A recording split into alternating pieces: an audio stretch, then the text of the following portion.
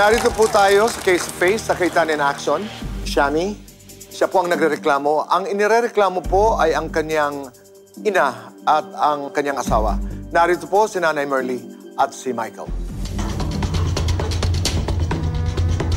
Nanay Merly, Michael, Shani, Ate Pia, Kuya Alan.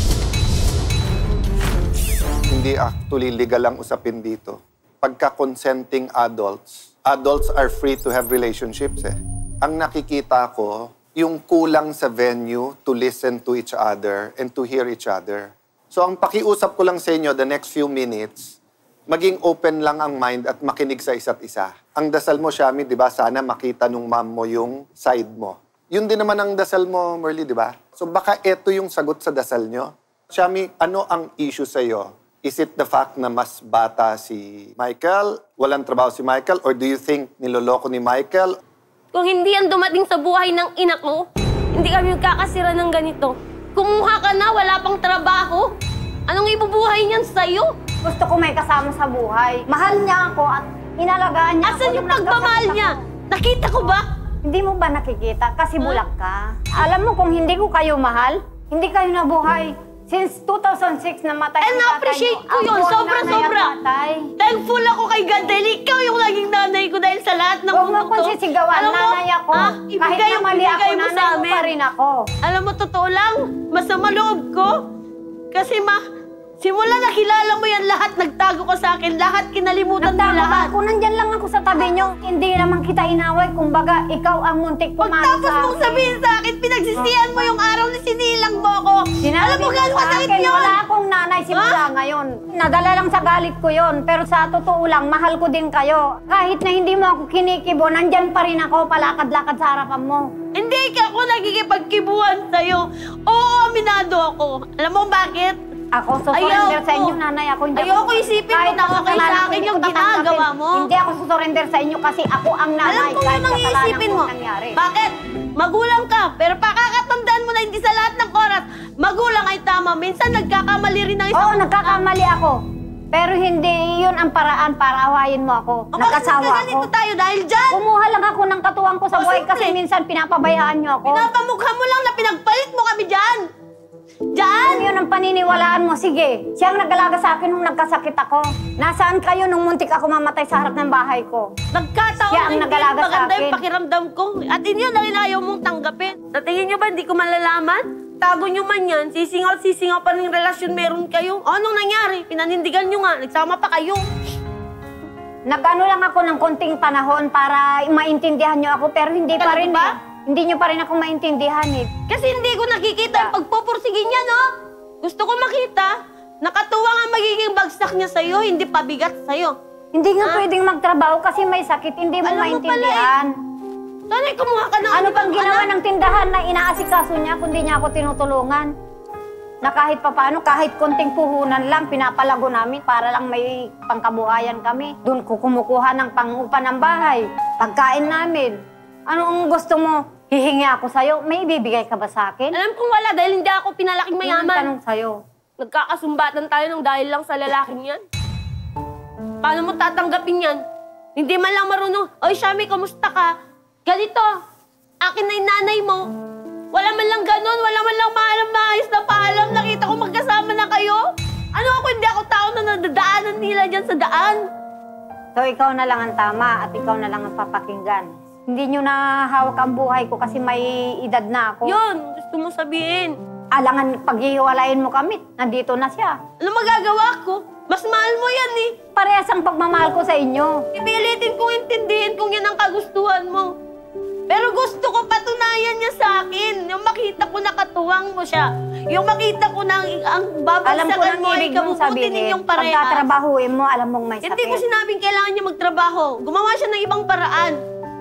Ayoko nakikita kita na ikaw yung nagtatrabaho para mabuhay kayong dalawa. Hindi na ako nagtatrabaho. Wala na akong trabaho. Ano pa bang gusto mo? Yung nanay ko naghihirap magtrabaho sa labas ng bahay. Yung asawa, nasa loob ng tahanan. At least nagtitinda sa tindahan, hindi nakaupo.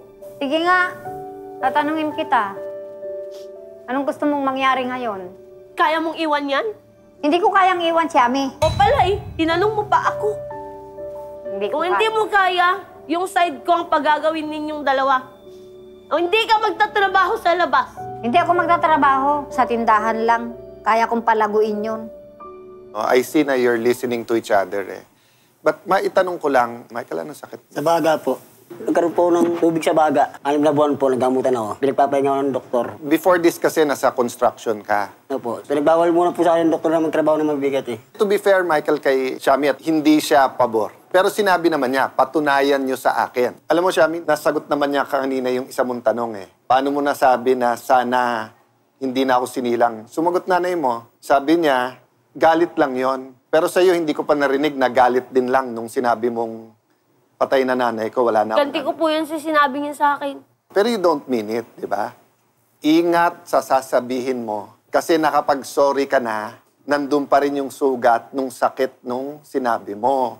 Itong sitwasyon na to, para sa akin, iba to. Yung galit niya, yung iyak niya, dahil masama ang loob niya. Nagulo yung mundo niya.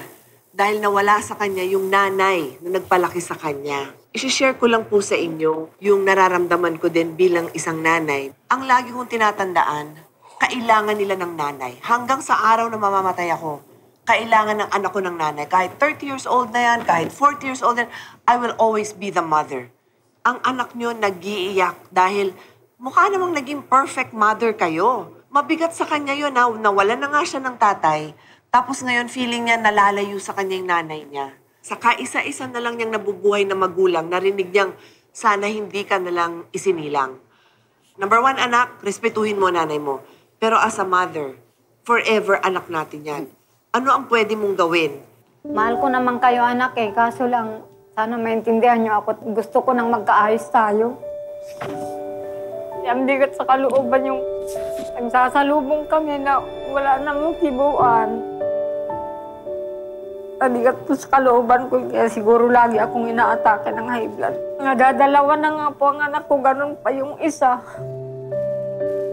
Pwedeng dumagdag lang, among the other issues, ang hinahanap po ni Shami ay, Michael, ako ang panganay, hindi ba pwedeng formal na pagpapaalam, pagpapasintabi? Kasi it will make a lot of difference. And you say, alam mo, Shami, alam ko, pagdududahan niyo ako kasi bata ako, wala akong trabaho ngayon, pero mahal na mahal ko ang inyong nanay, bigyan niyo ako ng pagkakataong patunayan ang mga bagay na ito. Walang ganun. Ngayon. Kasi parang sabi niya, bilang panganay, ramdam ko yun eh. Panganay ako eh. Sa kanya ka magpaalam. Dumating naman po yung panahon na sinabi ko sa kanya, kinausap ko siya. Kaya lang pinangunahan po agad siya ng galit. Okay, makinig si Shami ngayon o hindi. Kung hindi pinangunahan ng galit, ano ang sasabihin mo sa kanya? Gusto ko nga humingi ng pasensya dahil 3 buwan namin tinago, hindi agad namin sinabi sa kanya. Gusto ko nga sabihin sa'yo, Shami, na mahal ko naman yung nanay mo eh. Paninindigan ko naman eh. Sa ngayon, di ako makapagtrabaho. Gagawa ako ng paraan para matulungan yung mama mo. Kamagala, hindi ko naman lulukoy yung mama mo eh. Kahit na malayo yung mag-out namin sa isa't isa. Kasi kanina sabi mo, mas mahal mo kasi siya sa akin.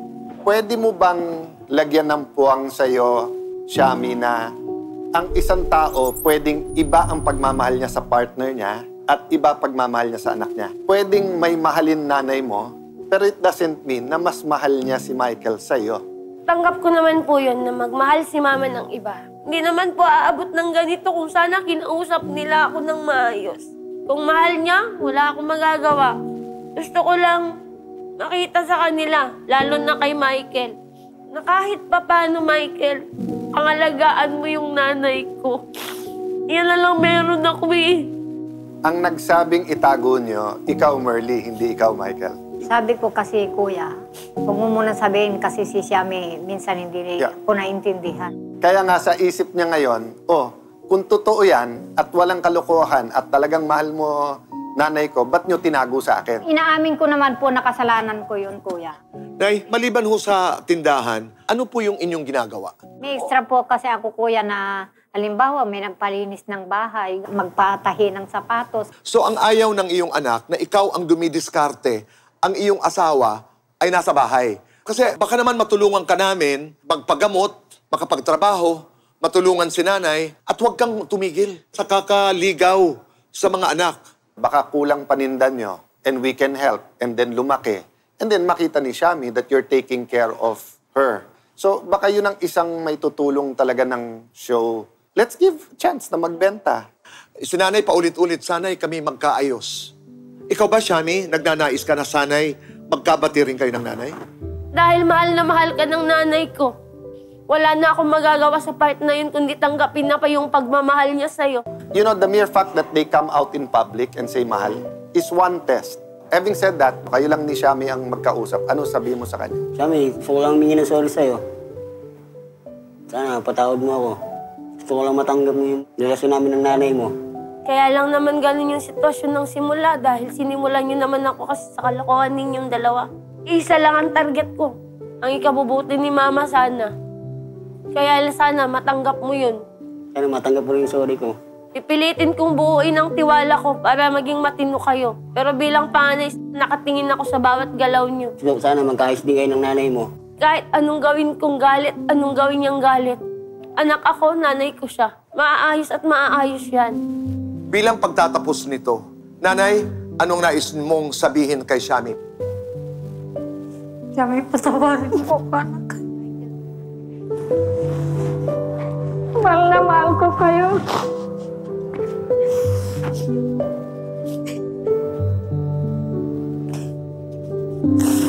Shami?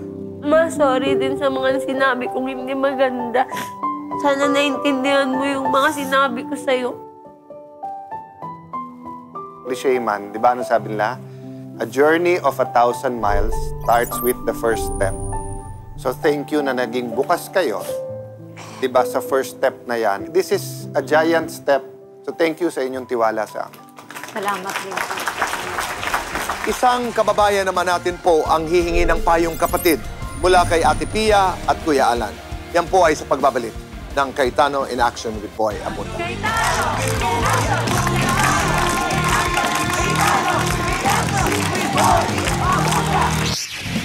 Matapos magkaayos sa Cayetano in Action with Boy Abunda ang mag-inang Shami at Merly, magkatulong nilang inayos sa mga natanggap nilang regalong panindang panghanap buhay mula sa programa. Mga groceries, pandagdag paninda sa tindahan ang natanggap ni Merly at Michael at puhunang ilalakong gulay naman ang kay Shami. Nadala na rin si Michael ng programa sa isang diagnostic clinic sa San Mateo para mapacheck up nang malaman ang tunay na lagay ng kanyang kalusugan. Sa ngayon, naghihintay na lamang siya ng appointment sa Taguig Pateros General Hospital para sa kanyang CT scan.